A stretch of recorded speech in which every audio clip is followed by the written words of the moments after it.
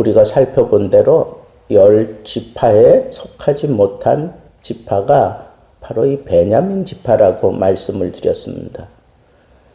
그런데 그 베냐민 지파 가운데에서 이 세바가 반란을 일으킨 거죠. 반란을 일으킨 거죠. 참 이런 걸 보면 참 인생 뜻대로 되지 않는다. 순탄하지 못하다 하는 그런 생각을 우리는 가져야 돼요. 이 베냐민은 어떻게 보면 깍두기처럼 돼 있어요. 그렇잖아요.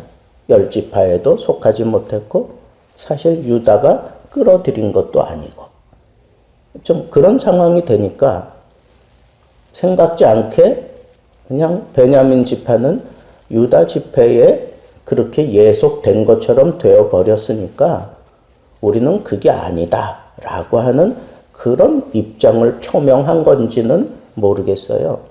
근데 아마도 그러지 않았을까? 왜?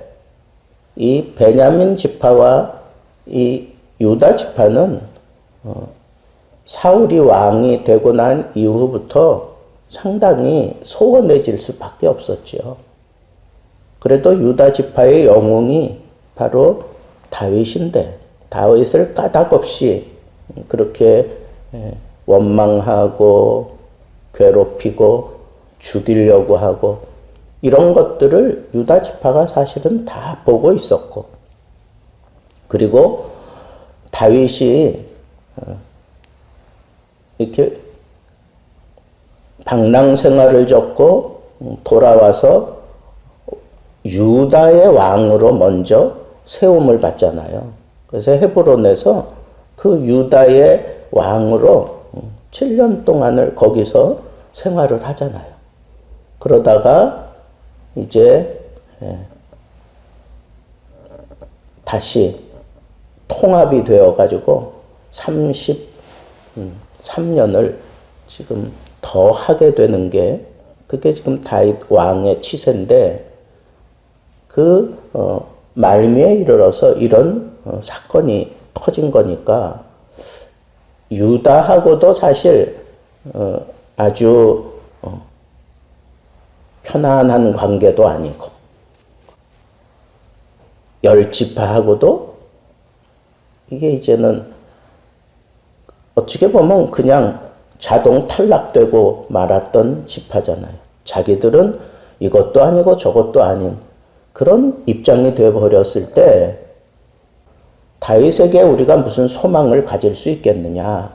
우리는 다윗에게서 어떤 유업도 없다. 우리는 미래를 볼 수 없다.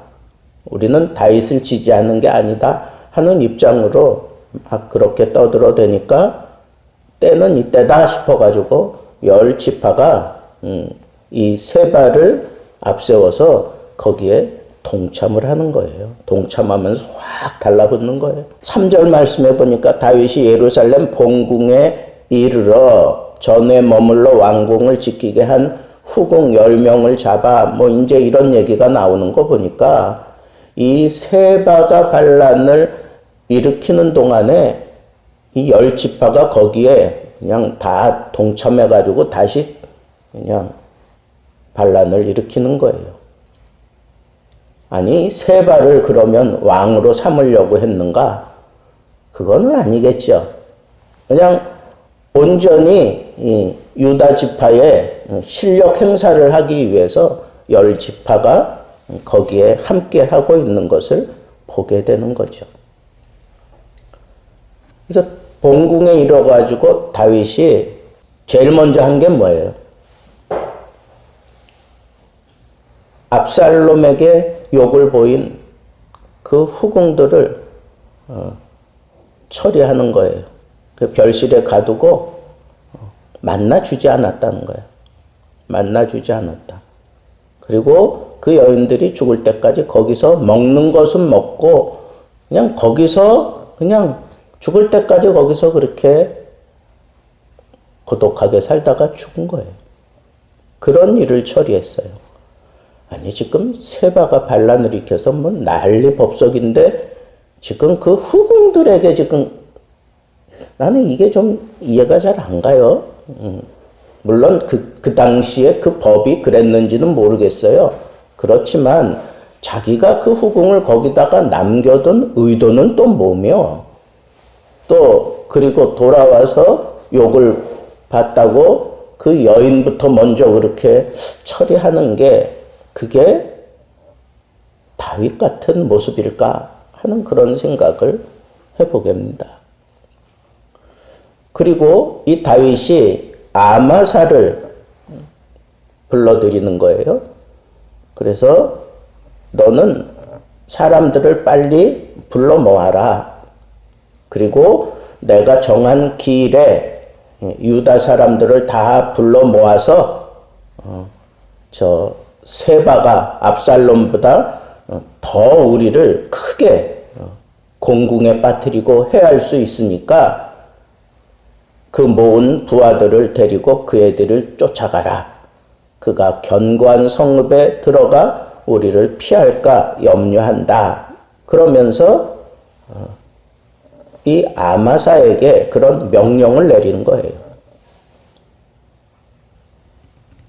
그런데 여러분, 아마사가 압살롬의 군대 장관을 했던 사람인데 그 사람이 유다 사람들을 모은다고 그러면 그거 유다 사람들이 뭐 순수하게 받아들이고 좋게 받아들이고 기쁨으로 따라 주겠습니까? 나는 이것도 다윗이 왜 이렇게 했는지 잘 이해가 안 가요. 유다는 지금 누구의 말을 들을까요? 요압의 말을 듣겠죠. 그리고 아비새의 말을 듣겠죠. 아니나 다를까 이 아마사가 모으는데 힘이 들었는지 정한 기일에 오지 못하는 거예요. 그런데 그때 요압을 따르는 자들과 이 또 그의 부하들 용사들이 모여가지고 아비새를 따라 비그리의 아들 세바를 뒤쫓으려고 예루살렘에서 나왔다. 그리고 기본 큰 바위 곁에서 그 아마사가 맞으러 올 때 그때 착심하고 인사하는 척하며 요압이 아마사를 칼로 죽여버리고 맙니다. 어쩌면 이건 예견된 위험수를 다윗이 아마사에게 일을 맡긴 것 아닌가. 이것도 나는 다윗답지 못한 그런 처사다 하는 생각을 하게 합니다.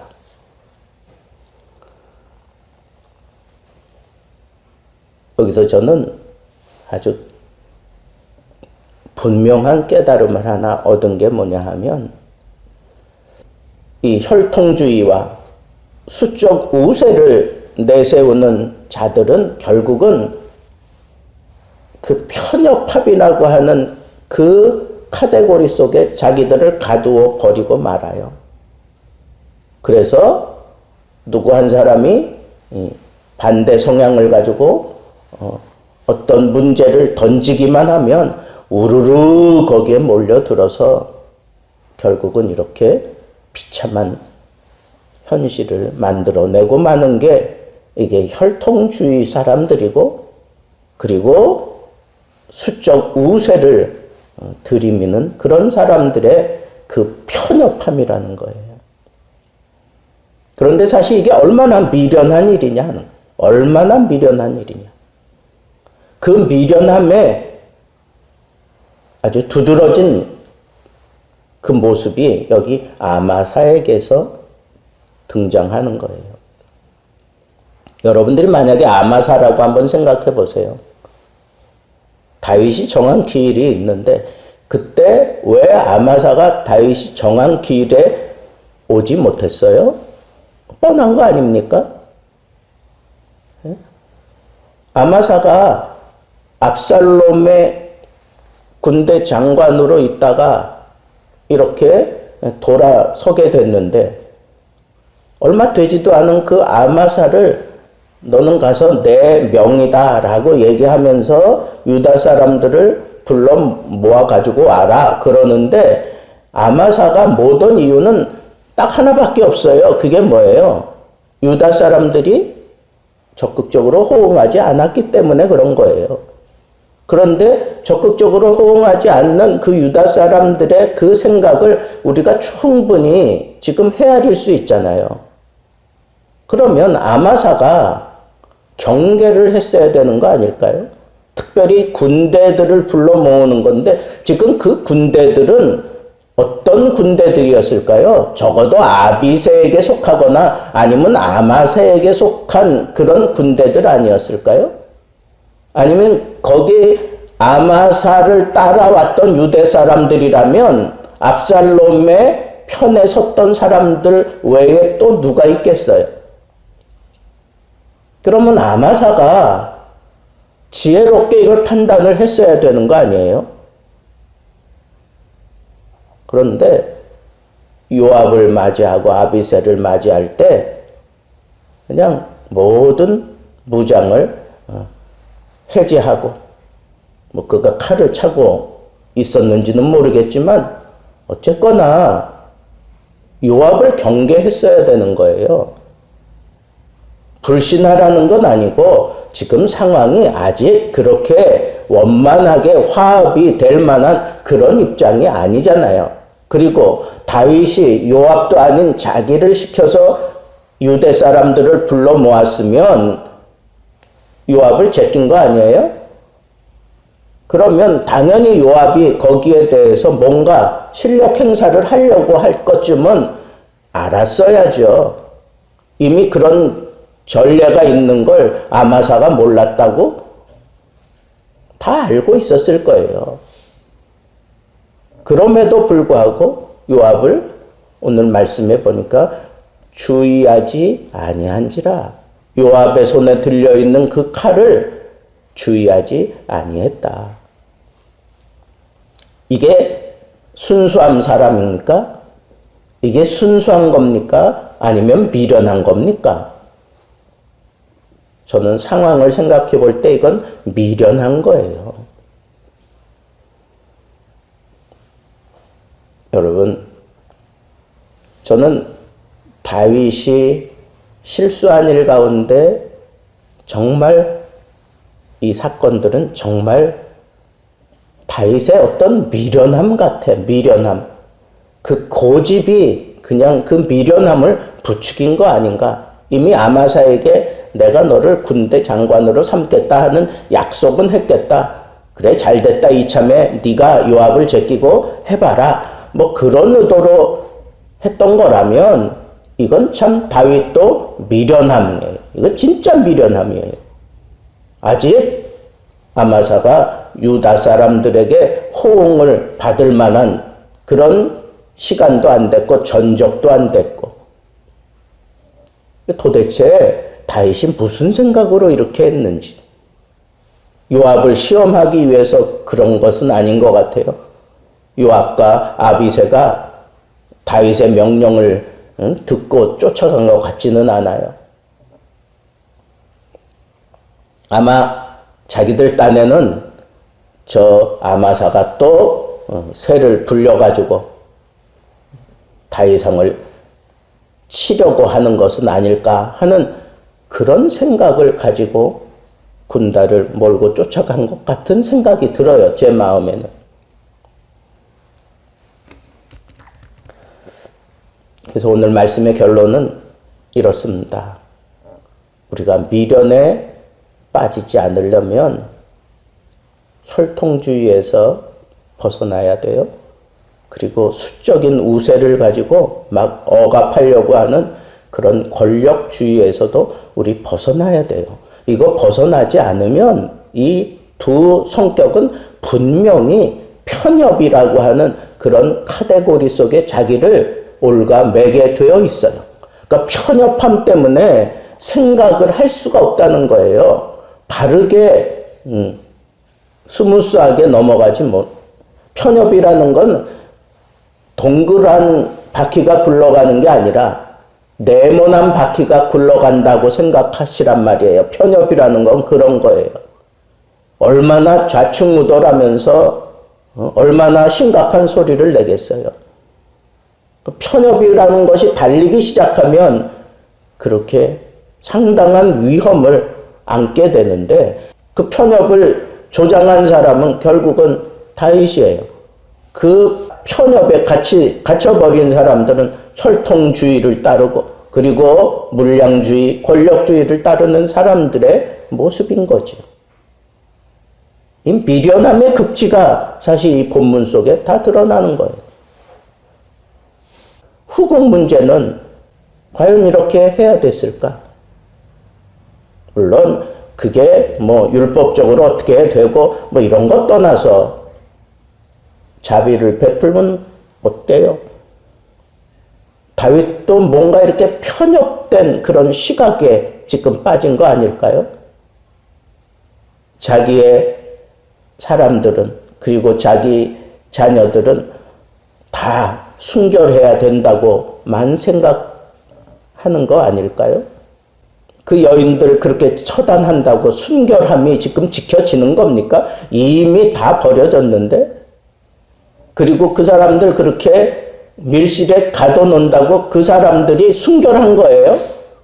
아니잖아요. 그 사람들이 하나님께 자기의 죄를 고백하고 어쨌거나 자기가 더럽혀진 것을 안타까워하면서 하나님 앞에 그렇게 깨끗해지고 그랬으면 그러면 진짜 순결해지는 거지만 이렇게 편협함에 그 카테고리 속으로 밀어놓으면 그게 순결한 게 안 돼요. 순결해지지 않는 거예요. 하나님 앞에서 풀어가야 될 문제를 다윗은 지금 급한 마음에 아마사를 보내고 요압과 아비새가 뒤따라가는 건 막지도 못하고 하나님 앞에서 순결해야지요. 왜 자꾸 제가 이 얘기할까요? 왜 이번에는 하나님의 도움을 구하는 그런 기도가 나오지 않는 걸까요? 압살롬에게 쫓겨가면서도 어찌하여 나를 돕지 않느냐고 하는 그런 안타까운 그런 시를 읽던 다윗이 왜 이번에는 하나님께 엽짓지도 않고 하나님의 도우심을 구하는 모습이 나타나지 않은 걸까요? 여러분, 하나님께 먼저 순결한 자세를 취할 때 이 편협주의에서 벗어날 수 있고 그 편협주의를 깨트릴 수 있어요. 하나님 앞에 순결하세요. 그게 먼저입니다. 그리고 난 이후에 그 진실함을 가지고 편협한 사람들을 내가 잘 품어 안을 수 있을 때 우리 모두가 다 하나님 앞에서 순결하고 온전한 사람이 된다고 하는 이 교훈을 늘 마음에 명심하시고 편협함에 갇히지도 말고 편협함과 싸우려고 하지 마세요. 그럴 때 먼저 하나님 앞에 내가 구하고 나 자신이 순결하고 사람들을 그렇게 순결함으로 유도함으로 인해서 이 모나고 편협한 생각들이 자연스럽게 스무스하게 풀어지는 그런 놀라운 은혜를 여러분 삶 속에서 많이 경험할 수 있는 그런 기도의 사람들 되기를 주님의 이름으로 축복합니다.